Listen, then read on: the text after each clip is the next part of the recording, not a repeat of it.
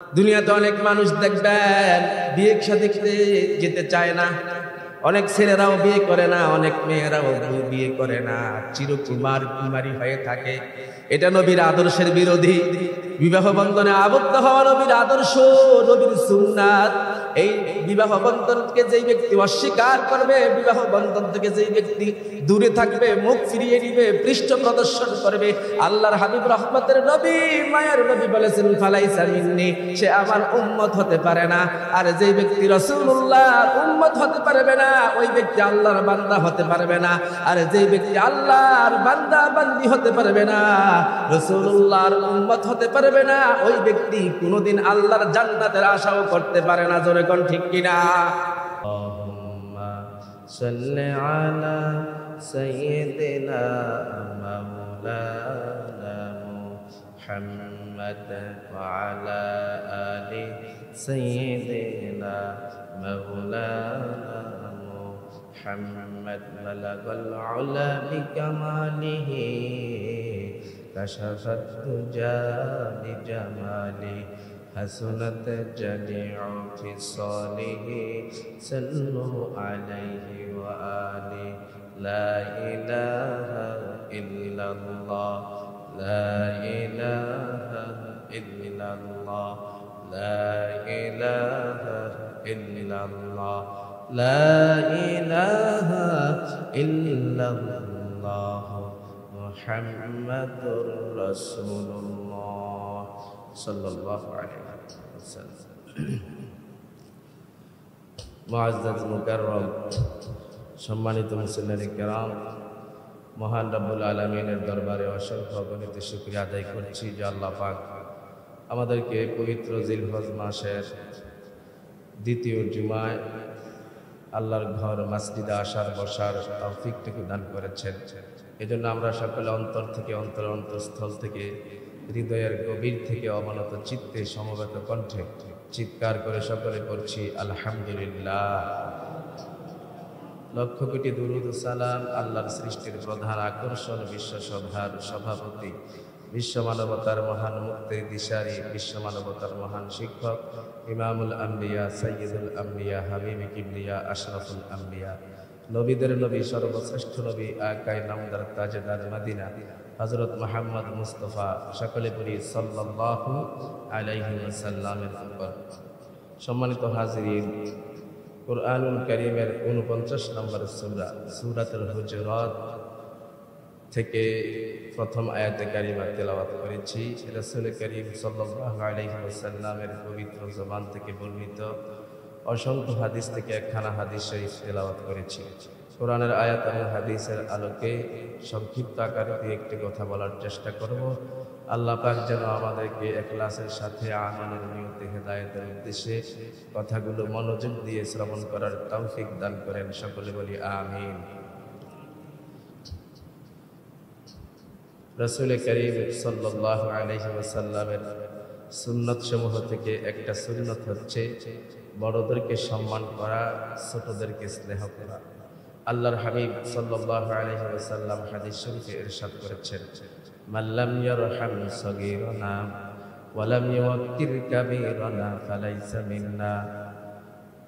যেই ব্যক্তি তার চেয়ে বয়সে বড়দেরকে সম্মান করে না, ছোটদেরকে স্নেহ করে না, সে আমার উম্মত নয়। আল্লাহর হাবিব সাল্লাল্লাহু আলাইহি সাল্লামের গুরুত্বপূর্ণ একটা আদর্শ হচ্ছে বড়দেরকে সম্মান করা, ছোটদেরকে স্নেহ করা।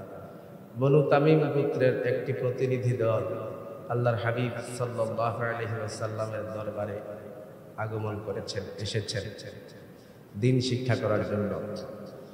তখন নিয়ম ছিল দলে দলে মানুষ ইসলাম ধর্ম গ্রহণ করে রাসূল সাল্লাল্লাহু আলাইহি সাল্লামের দরবারে আসতো, এসে দ্বীন শিক্ষা করত, ইসলামের বিধি বিধানগুলো শিক্ষা গ্রহণ করত।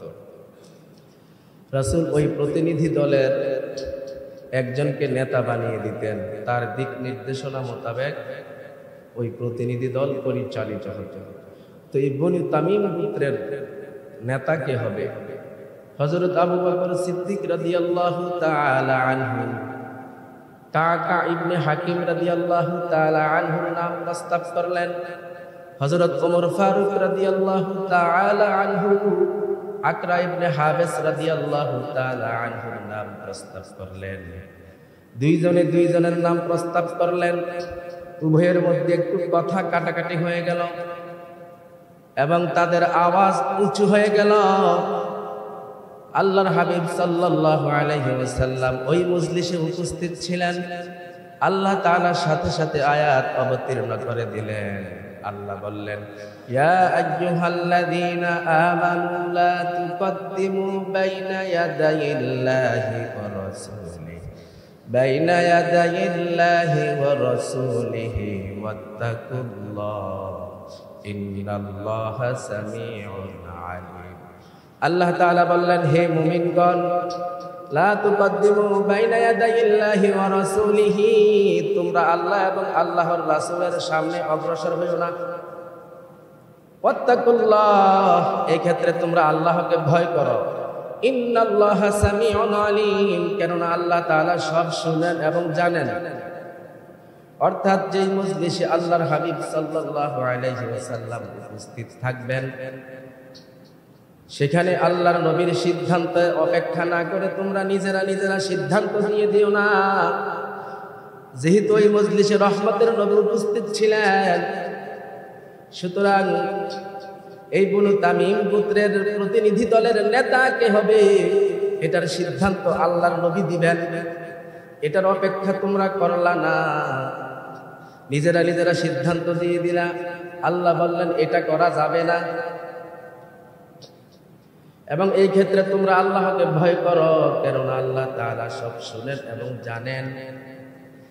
এই আয়াত অবতীর্ণ হওয়ার পর এই আয়াত সাহাবায়ে কেরামের উপর এতটা প্রভাব ফেলছিল, এতটা প্রভাব ফেলল, সাহাবায়ে কেরাম এই আয়াত নাজিল হওয়ার পর আল্লাহর নবী সাল্লাল্লাহু আলাইহি ওয়াসাল্লাম তাদেরকে যত প্রশ্নই করেন, উত্তর জানা থাকলেও তারা আর উত্তর দেয় না। তারা বলতো, আল্লাহু ওয়া রাসূলুহু আ'লাম, আল্লাহ এবং আল্লাহর রাসূল ভালো জানেন। এটা তাদের কমন জবাব ছিল। যেমন বিদায় হজের ভাষণে আল্লাহর হাবিব সাহাবায়ে কেরামদেরকে সামনে রেখে ভাষণ দিচ্ছিলেন।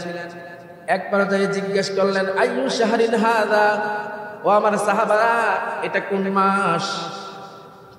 সাহাবায়ে কেরাম জানতেন এটা কোন মাস, তারপরে উত্তর দিলেন না। সাহাবায়ে কেরাম বলে দিলেন, আল্লাহু ওয়া রাসূলুহু আ'লাম, আল্লাহ এবং আল্লাহর রাসূল ভালো জানেন, আল্লাহ এবং আল্লাহর রাসূল ভালো জানেন। বর্ণনাকারী বলেন, এরপর কিছু সময় আল্লাহর নবী চুপ থাকলেন। আমরা ভাবলাম হয়তো নবীজি এই মাসের নাম পরিবর্তন করে দিবেন। অতঃপর নবীজি নিজেই বললেন, আলাইসা দাল হাজ্জা, ও আমার সাহাবীরা, এটা কি জিলহজ মাস নয়? সাহাবায়ে কেরাম বললেন, জি হ্যাঁ ইয়া রাসূলুল্লাহ, এটা জিলহজ মাস, এটা জিলহজ মাস। অতঃপর আল্লাহর নবী দ্বিতীয়বার আবার প্রশ্ন করলেন, ও আমার সাহাবীরা,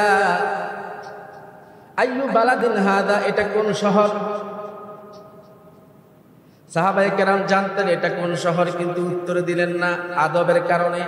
সাহাবায়ে কেরাম বললেন, আল্লাহু ওয়া রাসূলুহু আ'লাম, আল্লাহ এবং আল্লাহর রাসূল ভালো জানেন, আল্লাহ এবং আল্লাহর রাসূল ভালো জানেন। অতঃপর আল্লাহর হাবিব কিছু সময় চুপ থাকলেন। বর্ণনাকারী বলেন, আমরা ভাবলাম হয়তোবা নবীজি এই শহরের নাম পরিবর্তন করে দিবেন। অতঃপর নবীজি বললেন, আলাইসাল বালদাতা, ও আমার সাহাবীরা, এটা কি মক্কা শহর নয়? সাহাবায়ে কেরাম বললেন, জি হ্যাঁ ইয়া রাসূলুল্লাহ, এটা মক্কা শহর। অতঃপর নবীজি তৃতীয়বার আবার প্রশ্ন করলেন, আইয়ু ইয়াউমিন হাদা, ও আমার সাহাবীরা, এটা কোন দিন? সাহাবায়ে কেরাম জানতেন এটা কোন দিন, তারপরে উত্তর দিলেন না, কমন জবাব দিয়ে দিলেন। তারা বললেন, আল্লাহু ওয়া রাসূলুহু আ'লাম, আল্লাহ এবং আল্লাহর রাসূল ভালো জানেন। অতঃপর আল্লাহর হাবিব কিছু সময় চুপ থাকলেন। বর্ণনাকারী বলেন, আমরা ভাবলাম হয়তোবা আল্লাহর হাবিব এই দিনের নাম পরিবর্তন করে দিবেন। একটু পরে নবীজি নিজেই বললেন, আলাইসা ইয়াউমান নাহার, এ আমার সাহাবীরা, এটা কি কুরবানির দিন নয়? সাহাবায়ে কেরাম বললেন, জি হ্যাঁ ইয়া রাসূলুল্লাহ, এটা কুরবানি ঈদের দিন, কুরবানির দিন। আল্লাহ তাআলা নিষেধ করলেন যে সাবধান, তোমরা আল্লাহর রাসূলের সামনে অগ্রসর হইও না। এই আয়াত এতটা প্রভাব পড়ছিল সাহাবায়ে কেরামদের উপর যে তারা জানা জিনিসও আল্লাহর হাবিবের সামনে আদবের খেলাফ হবে, নবীজির শানে বেয়াদবি হবে, এই জন্য তারা উত্তর দিতেন না। তারা বলে দিতেন আল্লাহ এবং আল্লাহর রাসূলই ভালো জানেন। ভাইরা আমার,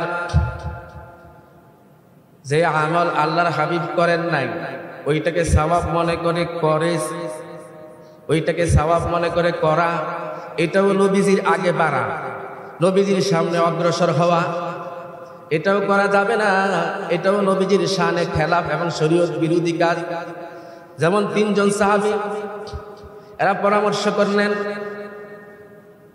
একজন আরেকজনকে বললেন, দেখো আমরা নবীজির দিনের আমল সম্পর্কে দেখি এবং জানি, কিন্তু নবীজি রাতের বেলায় কি পরিমাণ আমল করেন ওইটা আমরা দেখিও না, জানিও না। চলো আমরা সবাই উম্মাহাতুল মুমিনিন নবীজির সম্মানিত বিবিদের কাছে যাই, গিয়ে রাতের আমল সম্পর্কে আমরা জেনে আসি। তিনজন পরামর্শ করে নবীজির বিবিদের কাছে গেল। বিবিদেরকে জিজ্ঞেস করলো, আল্লাহর হাবিব সাল্লাল্লাহু আলাইহি ওয়াসাল্লাম রাতের বেলায় কি পরিমাণ আমল করেন, কি কি আমল করেন আমাদেরকে একটু জানিয়ে দেন। আল্লাহর নবীর বিবিগণ, সম্মানিত বিবিগণ, ওই তিনজন সাহাবীকে নবীজির রাতের আমল সম্পর্কে জানালেন। একজন আরেকজনকে বলতেছে, কোথায় নবী আর কোথায় আমরা? নবীজির ব্যাপারে আল্লাহ বলেছেন, লিয়াগফিরা লাকাল্লাহু মা তাকাদ্দামা মিন যামবিকা ওয়া মা তাআখার। হাবিব, আপনার তো কোনো ভুল নাই, আপনার কোনো ত্রুটি নাই, আপনার কোনো গুনাহ নাই। যদি গুনাহ হয়েও থাকে, আমি আল্লাহ রাব্বুল আলামিন আপনার পূর্বের এবং পরের সব গুনাহ আমি আল্লাহ ক্ষমা করে দিলাম। সুবহানাল্লাহ। ওই নবীজি যদি রাতের বেলা এত আমল করে, আমরা তো জান্নাতের খবর পাই নাই, সুসংবাদ পাই নাই। আমাদের গুনাহের কোনো সীমা নাই, আমরা অসংখ্য অগণিত গুনাহের মধ্যে লিপ্ত। তো তিনজনের একজন বলে ফেললেন, আজকের থেকে আমি সারা রাত নফল নামাজ পড়বো, একটুও ঘুমাবো না। সারা রাত নফল ইবাদত করবো, ঘুমাবো না। আরেকজন বললেন, আজকের থেকে আমি সারা বছর রোজা রাখবো, একদিনও ইফতার করব না।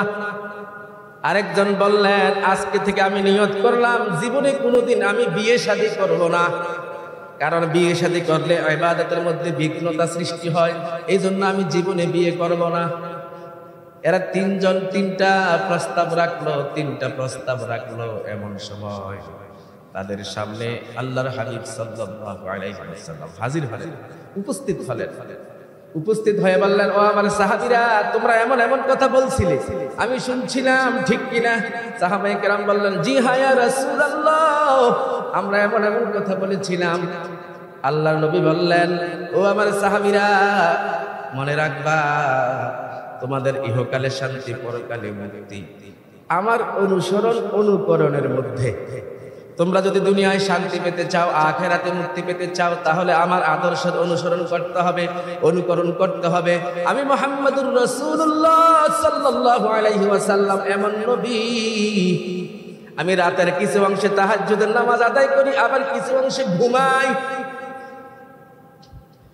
বছরের কিছুদিন আমি রোজা রাখি, আর কিছুদিন আমি রোজা রাখি না। এবং আমি মুহাম্মদুর রাসূলুল্লাহ সাল্লাল্লাহু আলাইহি সাল্লাম বিয়ে করেছি, শাদী করেছি। সুতরাং তোমরা যদি দুনিয়ায় শান্তি পেতে চাও, পরকালে মুক্তি পেতে চাও, তাহলে তোমাদেরকে আমার আদর্শের অনুকরণ করতে হবে। আর মনে রাখবা, ফামান রাগিবা আন সুন্নতি ফালাইসা মিন্নি, আমার যে উম্মত আমার আদর্শ থেকে মুখ ফিরিয়ে নিবে, আমার যে উম্মত আমার আদর্শ থেকে মুখ ফিরিয়ে নিবে, এরা আমার উম্মত না। দুনিয়াতে অনেক মানুষ দেখবেন বিয়ে শাদী যেতে চায় না, অনেক ছেলেরাও বিয়ে করে না, অনেক মেয়েরাও বিয়ে করে না, চিরকুমারী হয়ে থাকে। এটা নবীর আদর্শের বিরোধী। বিবাহ বন্ধনে আবদ্ধ হওয়া নবীর আদর্শ, নবীর সুন্নাত। এই বিবাহ বন্ধনকে যেই ব্যক্তি অস্বীকার করবে, বিবাহ বন্ধন থেকে যেই ব্যক্তি দূরে থাকবে, মুখ ফিরিয়ে নিবে, পৃষ্ঠ প্রদর্শন করবে, আল্লাহর হাবিব রহমতের নবী মায়ের নবী বলেছেন ফালাইসা মিন্নি, সে আমার উম্মত হতে পারে না। আর যেই ব্যক্তি রাসূলুল্লাহর উম্মত হতে পারবে না, ওই ব্যক্তি আল্লাহর বান্দা হতে পারবে না। আর যেই ব্যক্তি আল্লাহর বান্দা বান্দি হতে পারবে না, রাসূলুল্লাহর উম্মত হতে পারবে না, ওই ব্যক্তি কোনোদিন আল্লাহর জান্নাতের আশাও করতে পারে না। জোরে কোন ঠিক কিনা? জান্নাত তো দূরের কথা, আশাও করতে পারে না।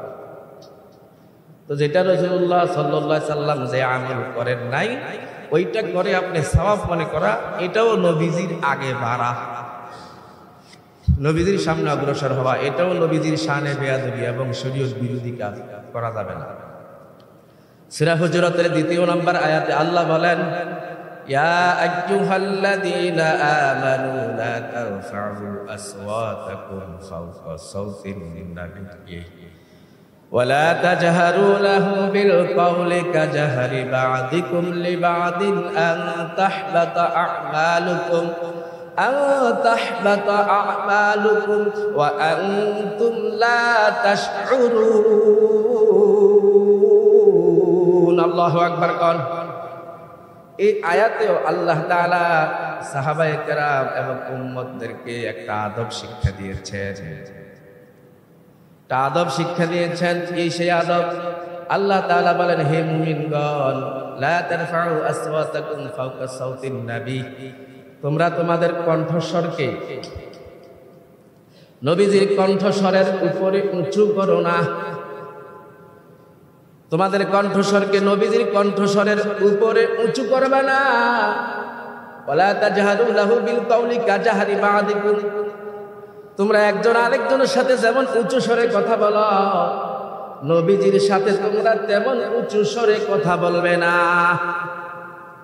একজন আরেকজনের সাথে যেমন উঁচু স্বরে কথা বলো, নবীজির সাথেও যদি সেভাবে উঁচু স্বরে কথা বলো, আল্লাহ বলেন আন তাহবাতা আমালুকুম, তোমাদের যত আমল আছে সব আমলগুলো বরবাদ হয়ে যাবে।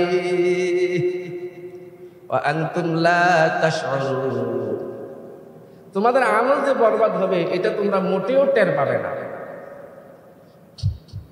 এজন্য যে মজলিসে নবীজির আলোচনা করা হয়, নবীজির সম্মান নিয়ে আলোচনা করা হয়, ওই মজলিসে হট্টগোল করা, জোরে কথা বলা, উঁচু স্বরে কথা বলা, এটা নবীজির শানে বেয়াদবি। এই আয়াত নাজিল হওয়ার পর সাহাবায়ে কেরামের অবস্থা পাল্টে গেল। হযরত আবু বকর সিদ্দিক রাদিয়াল্লাহু তাআলা আনহু বললেন, ইয়া রাসূলুল্লাহ, ইয়া হাবিবাল্লাহ, নবী গো, যেহেতু আল্লাহ তাআলা আপনার কণ্ঠস্বরের উপরে আমাদের কণ্ঠস্বরকে উঁচু করতে নিষেধ করেছেন, আজকের থেকে আমি ওয়াদা করলাম, আল্লাহর শপথ করে বলছি, আমি আজকের থেকে আপনার সাথে কানে কানে কথা বলার মতো কথা বলবো। সুবহানাল্লাহ। বলেন হযরত ওমর ফারুক রাদিয়াল্লাহু তাআলা আনহু বললেন, হযরত ওমর ফারুক রাদিয়াল্লাহু তাআলা আনহু এই আয়াত নাজিল হওয়ার পর এত আস্তে আস্তে কথা বলতেন, এত আস্তে আস্তে কথা বলতেন, ওনার কথা বোঝার জন্য দ্বিতীয়বার প্রশ্ন করতে হতো, জি আপনি কি বলছেন, এভাবে দ্বিতীয়বার জিজ্ঞেস করতে হইতো, এত আস্তে আস্তে কথা বললেন। আল্লাহর নবীর আরেকজন সাহাবী, তিনার কণ্ঠস্বর স্বভাবগতভাবেই উঁচু ছিল। অনেক মানুষ দেখবেন স্বভাবগতভাবেই উঁচু স্বরে কথা বলে, সাধারণ কথা বলতেছে, মনে হয় সে কারোর সাথে ঝগড়া করতেছে, এটা তার স্বভাব। ওই সাহাবী এই আয়াত অবতীর্ণ হওয়ার পর সংযত হয়ে গেলেন এবং নিজের কণ্ঠস্বরকে নমনীয় করে ফেললেন। সুবহানাল্লাহ।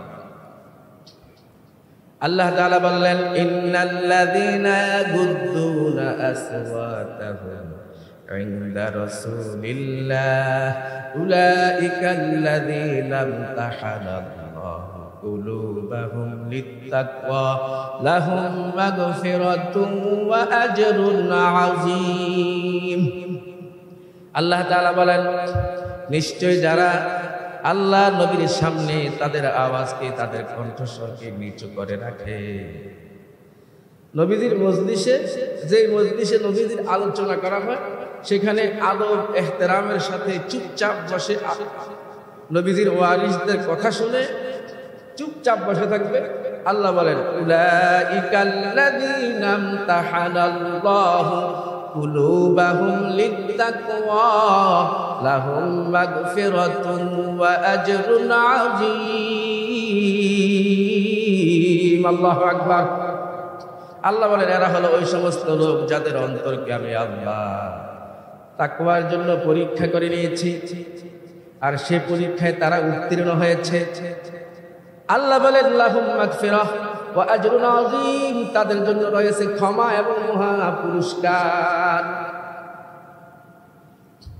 তাহলে যেখানে নবীজির আলোচনা করা হয়, আল্লাহর বরত্বের আলোচনা করা হয়, সেখানে চুপচাপ বসে থাকা, উচ্চ স্বরে কথা না বলা, শোরগোল না করা, হইচই না করা, এটা আদব। আর শোরগোল করা, হইচই করা, উচ্চ স্বরে কথা বলা, চিল্লা ফাল্লা করা, এটা বেয়াদবি, নবীজির শানে মারাত্মক ধরনের একটা বেয়াদবি এবং শরীয়ত বিরোধী কাজ। অথবা আল্লাহ তাআলা সূরা হুজুরাতের 4 নম্বর আয়াতে আরেকটা আদব শিখিয়েছেন। কি সেই আদব?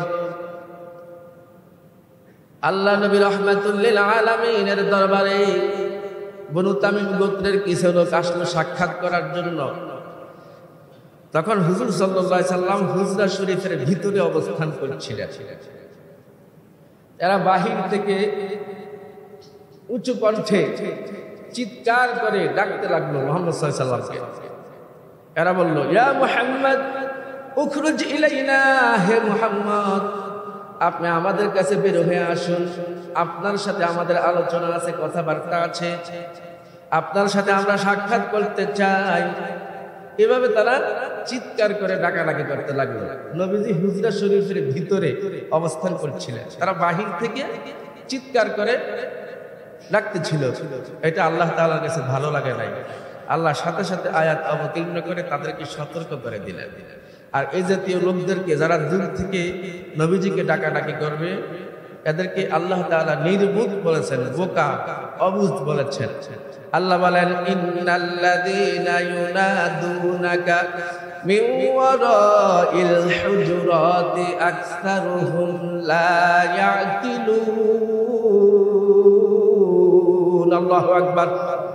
হে রাসূল, নিশ্চয়ই যারা আপনাকে বাহির থেকে, হুজরা শরীফের বাহির থেকে চিৎকার করে ডাকাডাকি করে, এদের অধিকাংশই বোকা, অবুঝ, নির্বুধ।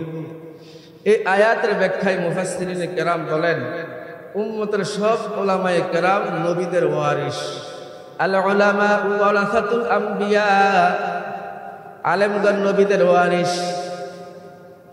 আলেমগণ নবীদের ওয়ারিস, সুতরাং আলেমদেরকেও ডাকতে হইলে আদবের সহিত ডাকতে হবে। আলেমের শানের খেলাফ কোনো ভাষা দিয়ে তাকে ডাকা যাবে না। আলেমের শানের খেলাফ কোনো শব্দ দিয়ে তাকে ডাকা যাবে না।